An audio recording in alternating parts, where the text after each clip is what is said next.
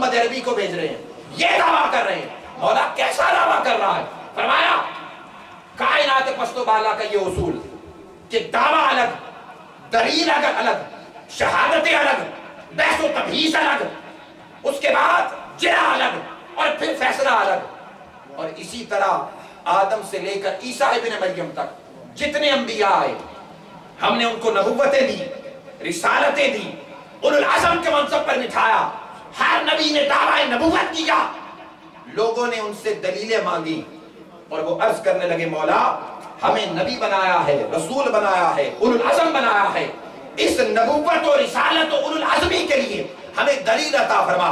رب کائنات نے فرمایا جا تیرا ید بیضا معجزہ، سبحان اللہ، جا تیرا عصا معجزہ، جا تیرا زبان سے کہہ دینا معجزہ، جا تیرا دیکھ دینا معجزہ، جا جہاں بیٹھ جائے گا تیرا معجزہ، جا تیرا علم معجزہ، جا تیری ذات کے اندر فلاں شے ہم نے ایک رکھ دی اس کا معجزہ۔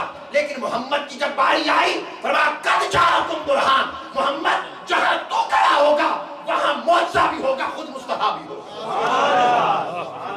تو ذات اقدس مصطفیٰ کو دلیل بھی بنایا اور دعویٰ بھی بنایا۔ اوروں کے دعوے الگ تھے، دلیلیں الگ تھیں، تاجدار کائنات خود دعویٰ بھی بن کر آئے اور دلیل بھی بن کر آئے۔ آئیے ذرا ان کی عملی صورتیں دیکھتے ہیں کیسے نبی اکرم صلی اللہ علیہ وسلم نے فاران کی چوٹی پر لوگوں کو پہلی تبلیغ اسلام کی دعوت دی۔ جب دعوت دی حضور کی بارگاہ میں وہ آئے، جس سے کہ حکم ملا وَأَنذِرْ عَشِيرَتَكَ الْأَقْرَبِينَ، پیارے حبیب سب سے پہلے اپنے گھر والوں کو بتائیے اور ان کو ڈرائیے اور ان کو دعوت توحید دیجیے۔ اب دیکھیے دعوت توحید دی جا رہی ہے، کیا دی جا رہی ہے؟ دعوت توحید دی جا رہی ہے۔ دعوت توحید تو یہ سر دست ہونا چاہیے تھا جو ہماری دانست میں آتا ہے کہ آقا دو جہاں فرماتے لوگوں اللہ ایک ہے، اس کو مانو، وہ خالق کائنات ہے، اس کو مانو، وہ رب کائنات ہے، اس کو مانو، وہ مالک یوم الدین ہے، اس کو مانو، ازل سے لے کر ابد تک کل کائنات کو اس نے پیدا کیا، اس کو مانو۔ لیکن ایسا نہیں کیا۔ کیا کیا؟ فرمایا فقد لبثت فیکم عمرا، لوگوں میں نے تم میں 40 برس کا زمانہ گزارا ہے، سبحان اللہ، 40 برس کا زمانہ گزارا ہے۔ مصطفیٰ کی عمر مبارک پیش کی جا رہی ہے توحید پر، سبحان اللہ۔ آج کی 14ویں صدی کے ملا سے میں پوچھتا ہوں کہ میرے اس سوال کا جواب دو کہ آقا دو جہاں توحید پر بیان کر رہے ہیں اور توحید پر عمر مصطفیٰ پیش کی جا رہی ہے۔ فقد لبثت فیکم عمرا، میں نے 40 برس کا زمانہ تم نے گزارا ہے، تم اسے کیسا جانتے ہو؟ وہ کہنے لگے آپ صادق و امین ہیں، بچپن آپ کا دیکھا، لڑکپن آپ کا دیکھا، جوانی آپ کی دیکھی، آج 40 برس بیت چکے ہیں، ہم نے 40 برس کا زمانہ آپ کو دیکھا ہے۔ فقد لبثت فیکم عمرا، قرآن مجید بول رہا ہے محبوب ان کو بتاؤ 40 سال گزارے ہیں۔ کہنے لگے آپ صادق و امین ہیں۔ مصطفیٰ نے اپنی عمر رکھ دی ہے آگے، اور یہی وجہ ہے کہ ادھر تبلیغ کے آغاز پر آقا نے عمر رکھی تھی، نواسے نے کربلا میں پورا کنبہ رکھ دیا۔ یہی وجہ ہے کہ نواسے نے کربلا میں پورا کنبہ رکھ دیا۔ ادھر مصطفیٰ نے آغاز توحید کے لیے اپنی عمر رکھ دی تھی، نواسے نے کربلا میں کنبہ رکھ دیا، اور یہ پیغام توحید دیا جا رہا ہے۔ آپ صادق و امین ہیں۔ فرمایا اگر میں تم سے کہوں کہ پہاڑ کے پیچھے سے کوئی لشکر گزر رہا ہے تو کیا اس کو مان لو گے؟ انہوں نے کہا ہاں، آپ نے کبھی جھوٹ نہیں بولا، آپ سچے ہیں، صادق القول صادق الوعد ہے، اس میں کوئی شک نہیں ہے۔ تو فرمایا اب میں عمر ہی کا واسطہ تمہیں دے کر کہتا ہوں کہ جس عمر میں میں نے کبھی جھوٹ نہیں بولا، یہی محمد کہتا ہے کہ مان لو ایک خدا ہے، سبحان اللہ۔ تو پتہ یہ چلا توحید پر پہلی گواہی آقا دو جہاں کی 40 برس عمر ٹھہری، توحید پر پہلی گواہی مصطفیٰ کی 40 سالہ عمر مبارک ٹھہری۔ یہ توحید پر پہلی گواہی ہو رہی ہے۔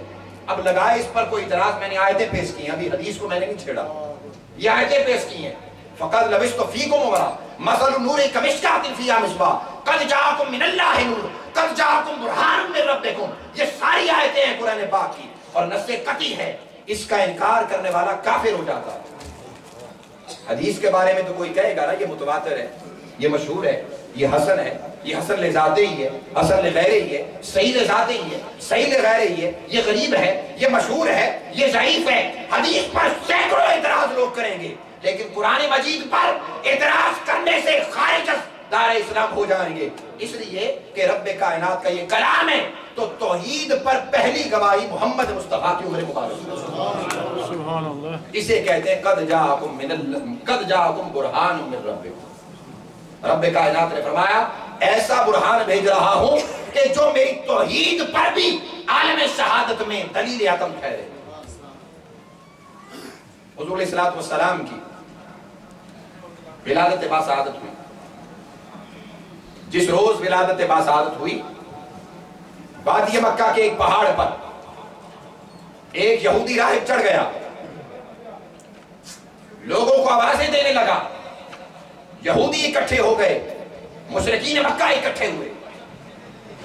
पहले यहूदियों से मुखातिब हुआ, कहने लगा आलम यहूद, सद अफसोस कि आज नबुव्वत बनी इसराइल से मुंतकिल होकर बनी इस्माइल में चली गई, तुम्हारे लिए गम का दिन है। और आलम अहले मक्का से मुखातिब हुआ, वो कहने लगा तुम्हें मुबारक हो, खातिमुन नबिय्यीन खत्मुल मुरसलीन रहमतुल लिल आलमीन, ताजदार कायनात की विलादत तुम में हुई है। बताओ आज किसके घर में बच्चा पैदा हुआ है? बताया गया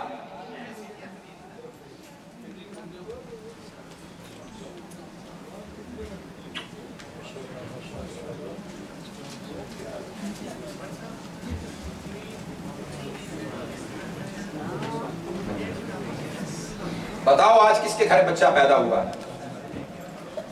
बताया कि आज बनु हाशिम के अब्दुल मुत्तलिब के यहां पोता हुआ है, और यतीम पोता जिसका वालिद इंतकाल कर गया उसकी विलादत से कबल, वो कहने लगा मुझे उनके घर ले चलो। यहूदी सैयदना अब्दुल मुत्तलिब के घर पहुंचा, जनाब अब्दुल मुत्तलिब से मिला और मिलकर कहने लगा सुना अल्लाह पाक ने आपको पोता अता किया है, आपको मुबारकबाद देने के लिए आया हूं, मुबारकबादी देने आया हूं, क्या आप अपने पोते की मुझे ज़ियारत करवा सकते हैं? सैयदना अब्दुल मुत्तलिब हैरान है कि इससे कबल मेरे और भी बेटे हैं, उनके यहां भी औलादें होती रही हैं, ये यहूदी या कोई और यहूदी, कोई और राहिब या काहिन काहिना कभी मुझे मुबारकबादी देने नहीं आए। अहले मक्का का रईस आज़म सरदार हो इनका, ये देने आया है, कुछ खास बात है।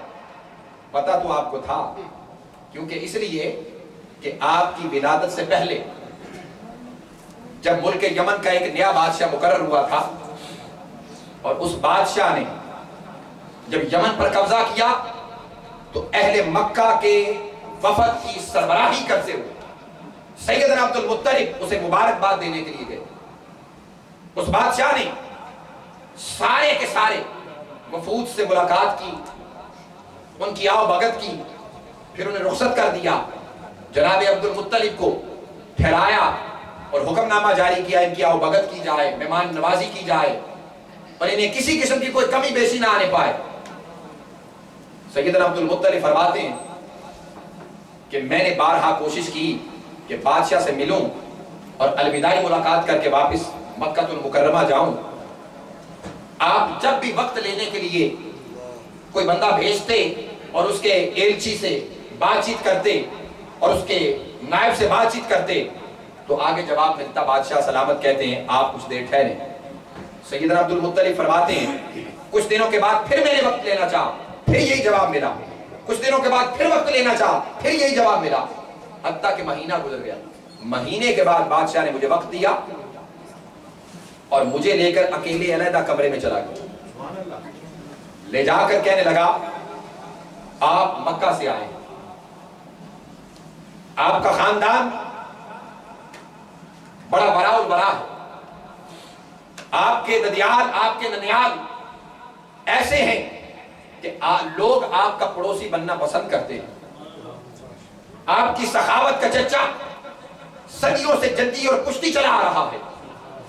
اسلاباً نسلاً ہر لحاظ سے پاکیزہ نسل ہے آپ کا.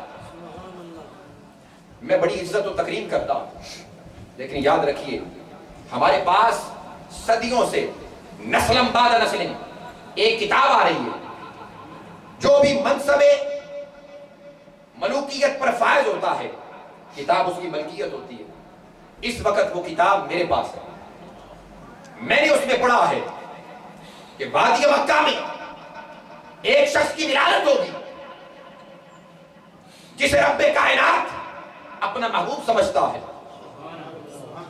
ایک شخص کی ولادت ہوگی، لوگ اس کے دامن سے وابستہ ہو جائیں گے تو دنیا آخرت کامیابی ان کا مقدر ہوگی، اور جو ان کی مخالفت کریں گے دنیا اور آخرت میں ذلت و رسوائی اس کا مقدر ہوگی. وہ اعلیٰ نسبل شخص ہوگا. سیدنا عبد المطلب کا چہرہ مقدس کھلتا جا رہا ہے. آپ فرماتے بادشاہ و سلامت ذرا مزید اس کے بارے میں بتائیں. بادشاہ کہنے لگا عبد المطلب آپ اگر سننا چاہتے ہیں تو سنیے، وہ قبیلہ قریش میں ہوگا. سیدنا عبد المطلب اور خوش ہوئے. فرمایا بادشاہ ذرا کھول کے بتاؤ. وہ کہنے لگا اور سننا چاہتے ہیں تو بنو ہاشم میں ہوگا. عبد المطلب ذرا اور خوش ہوئے. فرمایا ذرا کھول کے بتاؤ. بادشاہ کہنے لگا رب نے اسے رحمت للعالمین بنایا ہے، محبوب رب العالمین ہے، خاتم النبیین ہے، ختم المرسلین ہے. عبد المطلب کھڑے ہو گئے. پوچھا بادشاہ کھل کے بتا کون ہے؟ بادشاہ کہنے لگا عبد المطلب گھبراؤ نہیں، میں جانتا ہوں. ارے وہ تیرا ہی تو پوتا محمد ہے.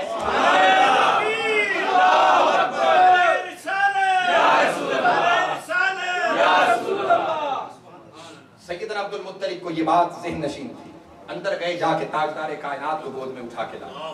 جب باہر لائے حضور کے چہرے مقدس پر سفید کپڑا پڑا ہوا ہے. یہودی کھڑا ہے. جناب سیدنا عبد المطلب نے کپڑا ہٹایا. یہودی کی نظر چہرے مصطفیٰ پہ پڑنی تھی، بے ہوش ہو کر زمین پر گر پڑا. جناب سیدنا عبد المطلب اپنے پوتے کے چہرے کو دوبارہ ڈھانپ دیتے ہیں اور جا کے اندر جناب سیدہ محسنہ امینہ کائنات جناب سیدہ آمینہ کو دے کے آتے ہیں. باہر واپس تشریف لاتے ہیں، پانی اس کے چہرے پر چھینٹے مارتے ہیں، اسے پانی پلاتے ہیں اور وہ ہوش میں آتا ہے اور آ کے کہتا ہے قد جاءکم برہان من ربکم. عزت مولا کی قسم، جس رب کائنات نے آپ کے پوتے کو بھیجا ہے یہی برہان عطا اور ختم المرسلین ہے. یہ ختم المرسلین ہے. اور صد افسوس کے نبوت بنی اسرائیل سے منتقل ہو کر آج بنی اسماعیل میں منتقل ہو چکی ہے. اور مبارک ہو عبد المطلب آپ کو کہ آپ ختم المرسلین کے دادا ہیں. یہ تاجدار کائنات کے برہان عتم ہونے کی دلیل عتم. وقت گزرتا چلا گیا. حضور نے اعلان نبوت فرمایا. اہل مکہ کی صفوں میں کوہرام مچ گیا، زلزلہ وبا ہو گیا.